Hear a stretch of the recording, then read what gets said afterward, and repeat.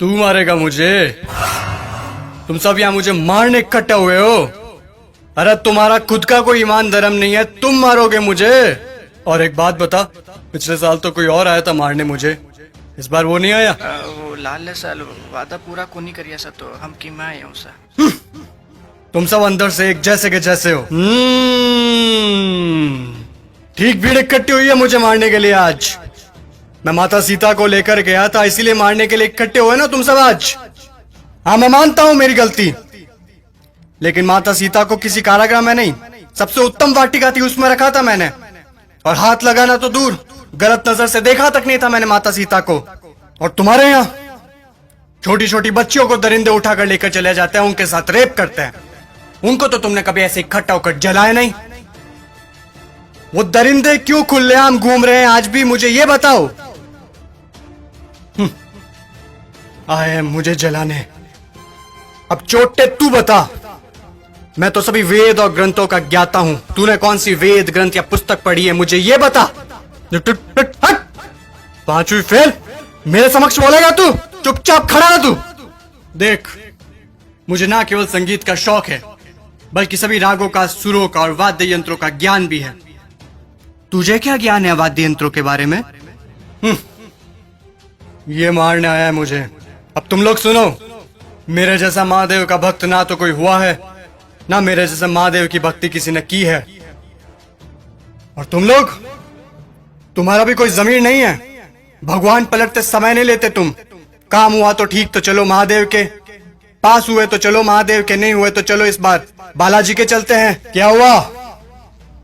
गुस्सा आ रहा है मेरे ऊपर? तुम लोग मेरे बारे में क्या सोचते हो मुझे कुछ फर्क नहीं पड़ता, लेकिन एक बात कान खोल के सुन लो, मैं चाहे कैसा भी हूं, लेकिन तुम्हारी इस मंत्री जैसा कदापि नहीं हूं मैं। मेरे राजपाट में जनता प्रसन्न रहती थी, खुश रखता था मैं उन्हें। इसकी तरह पटाखों की चोरी कभी नहीं की मैंने। बोलूं, बता दूं सभी को, ये दुष्ट, ये तुम्हारा मंत्री दुष्ट एक नंबर का, ये कागजों में लिखता है कि रावण दहन के लिए 50 पेटी पटाखों के लगे, और लगा था 5 भी नहीं है, ये सब इसके घर पे जा रहे हैं। और तुम लोग क्या कहते हो? बुराई पर अच्छाई की जीत।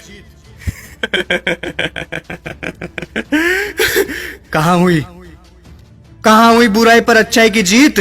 जब तक तुम्हारे मन में चोरी, गद्दारी, लालच, वासना, द्वेष, अहंकार जैसी भावनाएं जीवित है, बुराई कैसे मरेगी? बुराई मर ही नहीं सकती।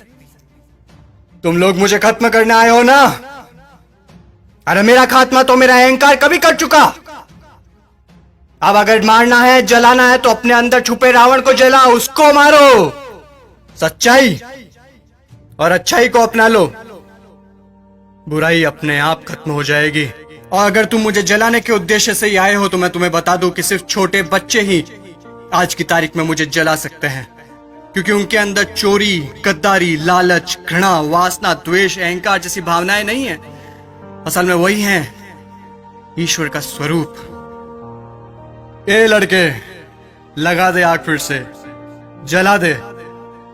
अगले साल फिर आऊंगा मैं जलने के लिए, लेकिन अगले साल मैं देखूंगा कि आप लोगों ने अपने अंदर के रावण जलाए हैं या नहीं। खुश हैं अभी आप सब? एक बार फिर से आपका रावण जल रहा है।